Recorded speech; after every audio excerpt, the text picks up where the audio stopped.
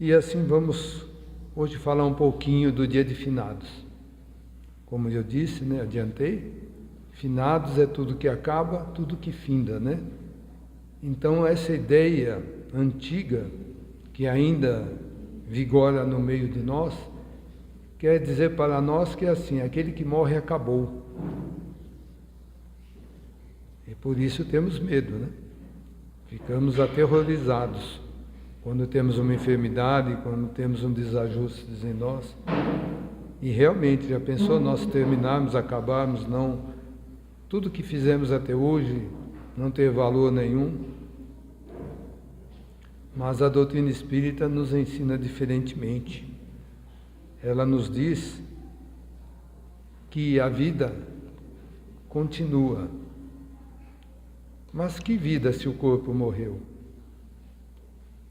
Se nós formos lá em Gênesis, quando fomos criados por Deus, Ele fez do barro da terra, que significa, né, os minerais, toda aquela massa, né, ferro, manganês, magnésio, né, dado como barro, né, porque se pegarmos a terra tem essa composição.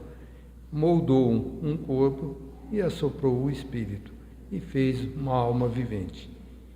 E esse espírito sobrevive à morte, sobrevive a tudo, não só à morte, né?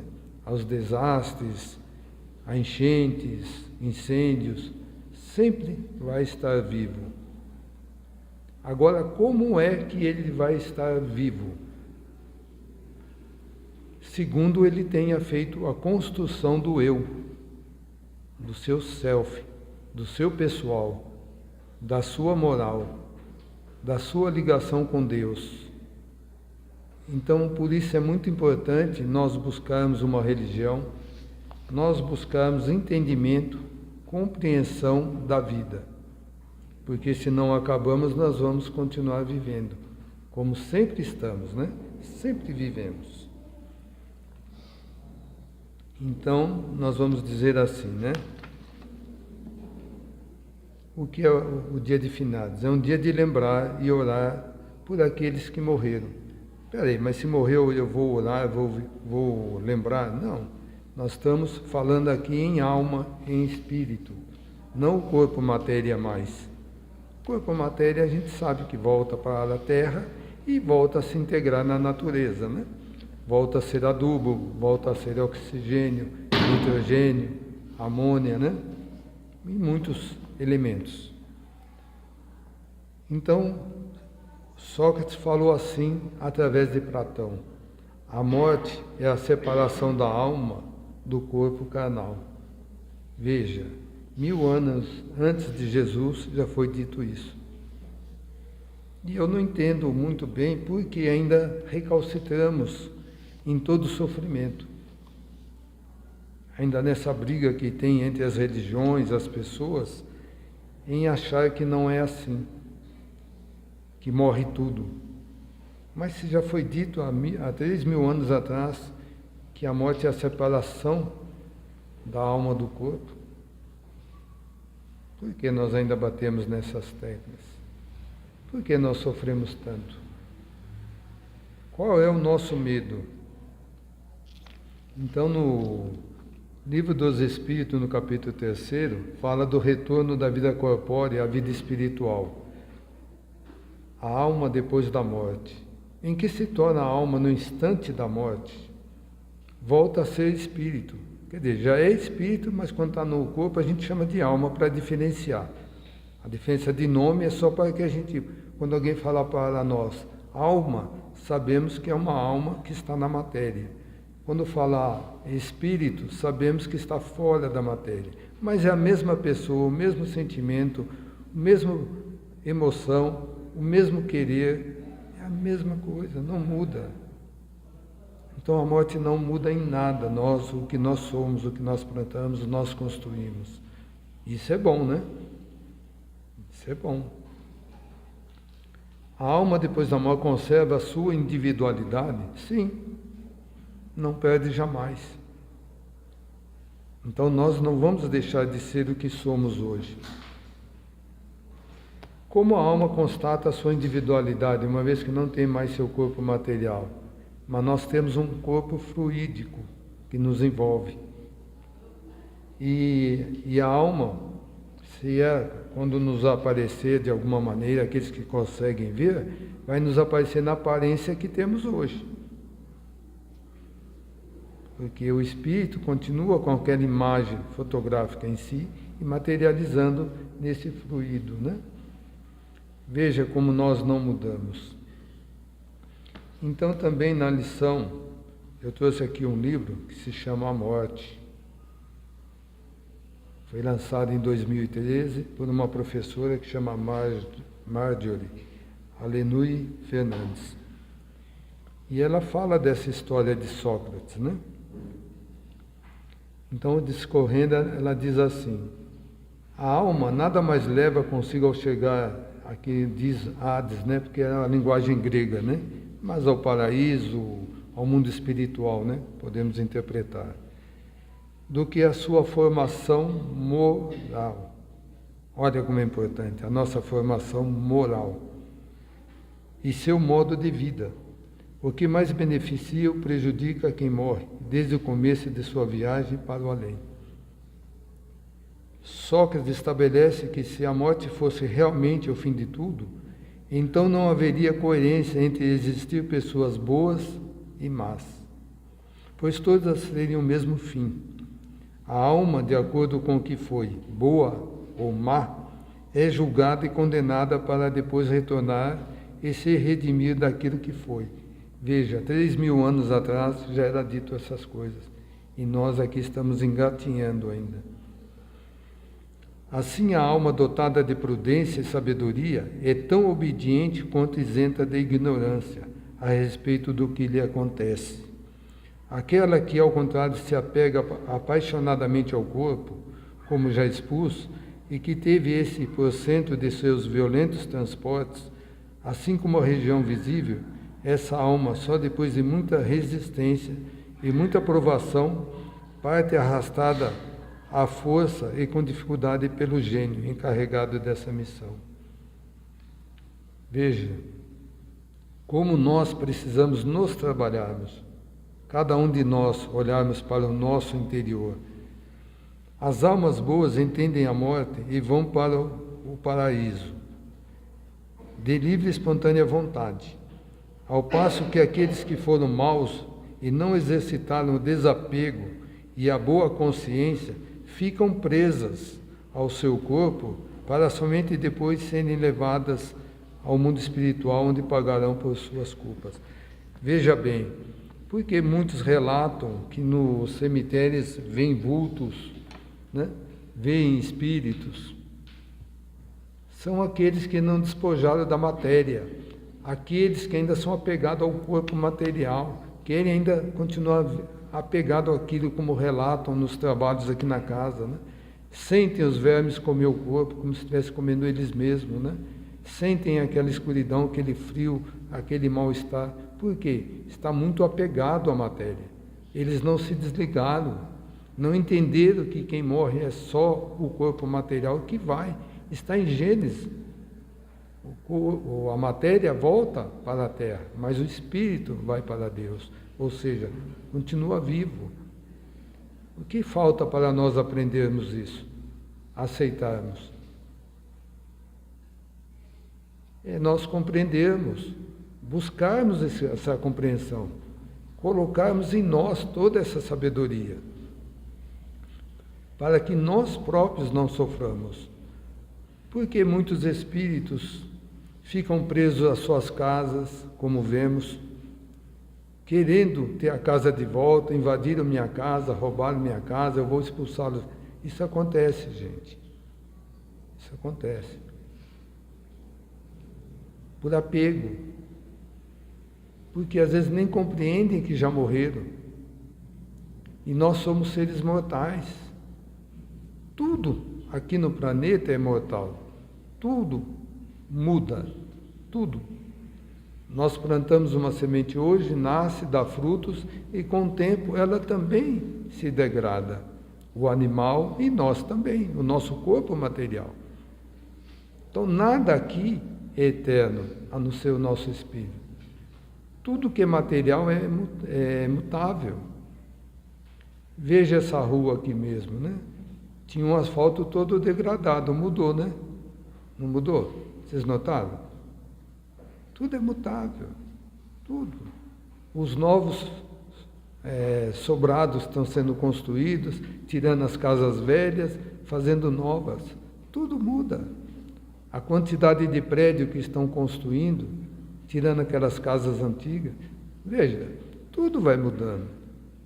E veja nós também, nossas famílias, alguns entes queridos que já partiram, algum amigo, algum parente.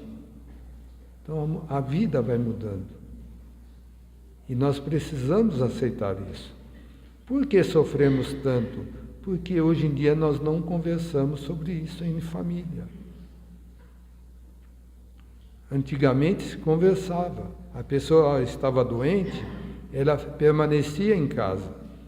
Hoje a primeira coisa que nós fazemos é correr com essa pessoa para o hospital, mesmo às vezes tendo a ideia que não vai ter como sobreviver, e lá a pessoa fica isolada.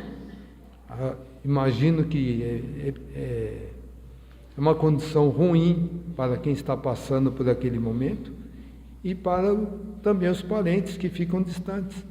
Como diz nesse livro, se estivessem em casa reunidos, era o momento de se perdoarem, de se conversarem, de se ajustarem. Era um bom momento para isso. Hoje não fazemos isso. Então sofremos mais a perda, porque não compreendemos, não trabalhamos todo esse cabedal que temos. Deixamos escapar, como eu na morte da minha mãe há 29 anos, quando chegou a hora de ir no médico, tinha uma consulta marcada, aí por, vamos dizer, milagre, né? Coincidência, todos os parentes que ela gostava apareceram em casa. Parece que tinha sido chamado, sabe? Eu estranho até hoje, né? Aquelas coisas que acontecem que nós não sabemos, né? Definir, né? Muito claramente. Aí ela estava toda feliz, quando foi dando a hora, meio-dia, 1 hora, eu falei para ela, vai se arrumar para nós irmos no médico. Ela sabiamente virou para mim e falou, eu não vou. Mas a gente é ignorante, né? Não, tem que ir. Aí todo mundo, não, você tem que ir, Tereza, é para o teu bem. Olha o bem que a gente vê, né? De tanto insistir, ela virou e falou assim, já que vocês insistem, eu vou, mas eu não vou voltar. Eu sou testemunha disso, minha família é testemunha disso. Então veja que muitas vezes nós sabemos isso, nós percebemos. E eu sou uma testemunha viva de tudo isso. E realmente não voltou. Foi até razoavelmente bem para o médico, lá teve um espasmo respiratório, foi para a UTI, não voltou. Ela sabia e nós não. Deixamos de ter aquela vivência com ela naquele momento. Outra vivência minha particular é um sobrinho que morreu num acidente de caminhão. Descendo imigrante, o caminhão ficou sem freio. Chegando em São Vicente, o tio dele precisou desviar para não bater dos carros. O caminhão capotou, ele morreu instantaneamente. O tio não. Quando deu 2 horas do fato, quando estava todo mundo naquele desespero tremendo, assim, que desequilibra qualquer um, né? Graças à minha orientação espírita, né, eu consegui ir conversando, né, evangelizando, falando de Deus. De repente, a sobrinha de 12 anos dá um grito enorme, enorme. Imagina alguém gritar aqui, aprenda os pulmões. Gritou o nome do menino. Eu falei, você está vendo ele? Está ali do lado do meu pai. Testemunho meu, e tenho testemunha. Então prova que a morte não existe. Essa morte que nós achamos que o nosso ser amado vai acabar por tudo. Aí a gente não tem palavras na hora, que o choque é muito grande. Eu falei, pergunta se ele está precisando de alguma coisa. Não, ele disse que ele está bem. Só precisa que a gente pare com aquela choradeira enorme, que aquilo estava atrapalhando ele. aquele desespero. Veja, então isso ocorre. E nós precisamos nos preparar. Dia de finados, podemos ir no cemitério, sim, colocar flores, acender vela no cruzeiro, se for o caso, né? Cada um tem seu pensamento. Mas de preferência não em casa, né? Porque a gente vai chamar. A gente não sabe se aquele que nós estamos ofertando está em boas condições. Porque não é porque a gente morre que vira anjinho, né? Às vezes continuamos sofrendo, doente, revoltados, né? Se é um bom espírito, não precisa de vela. Só o nosso pensamento os atrai. Se é um espírito sofredor, a gente precisa tomar muito cuidado. Porque ele pode vir assim ao nosso lar. Mas ele vai passar para nós o que ele está sentindo. Se for raiva, ódio, dor, nós vamos começar a sentir. Porque a doutrina espírita diz que todos nós somos médios, todos, em maior ou menor grau. Quer dizer, sinto um pouco mais a presença de algo espiritual ou menos, mas sentimos. Então precisamos tomar certos cuidados, né? Então veja como é muito legal a gente ouvir todas essas coisas, né? E aqui ela fala também, ela dá uma situação um pouco negativa de Schopenhauer, no livro dele, Da Morte Física, do Amor, do Sofrimento do Mundo. O animal vive sem ter conhecimento da morte. Entre os homens surgiu com razão, por uma conexão necessária, a certeza terrível da morte. Mas, como sempre na natureza, a todo mal é dado um remédio, ou pelo menos uma compensação. Então, essa mesma reflexão que nasce da ideia de morte também nos leva a concepções metafísicas consoladoras, das quais a necessidade e possibilidade são igualmente desconhecidas ao animal. Quer dizer, nós começamos a entender que a morte não é no homem, né? Não é uma morte que acaba com tudo. É a morte da matéria e o espírito. O verdadeiro ser, aquele que foi criado por Deus, sobrevive. Como ele está na hora da morte, né? São, bom ou não bom, continua da mesma maneira, né? E também, ele nos fala assim, né? Muito ajudaria se as pessoas conversassem sobre a morte e o morrer, como parte intrínseca da vida, do mesmo modo como não temem falar quando alguém espera um bebê. Veja, ele faz uma relação, uma igualdade, né? Se não temos medo do que fomos antes de nascer, que já fomos espíritos libertos, reencarnamos e nascemos, e não receamos colocar mais seres humanos no mundo, logo não devemos nos acovardar diante da morte. Se as pessoas não vivem a morte como algo proibido de discutir e a encarassem com naturalidade, seria muito mais fácil aceitá-la como parte da vida. Olha só, aceitar a morte como parte da vida. Porque se nós ficarmos aqui sofrendo, porque eu vou morrer, meu parente vai morrer, né? É só sofrimento. E o próprio Jesus não disse para nós: eu vou preparar morada para vocês, para nós, para mim, para cada um de nós? Será que Jesus mentiu? Na casa do Pai existem muitas moradas.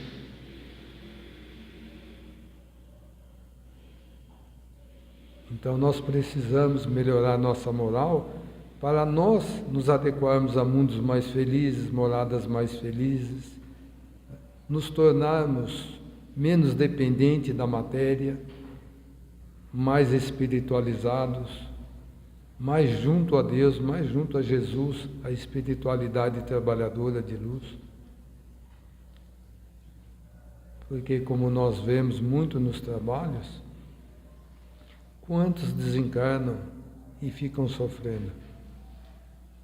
Então é isso que a doutrina espírita não quer para nós, que nós tenhamos essa consciência.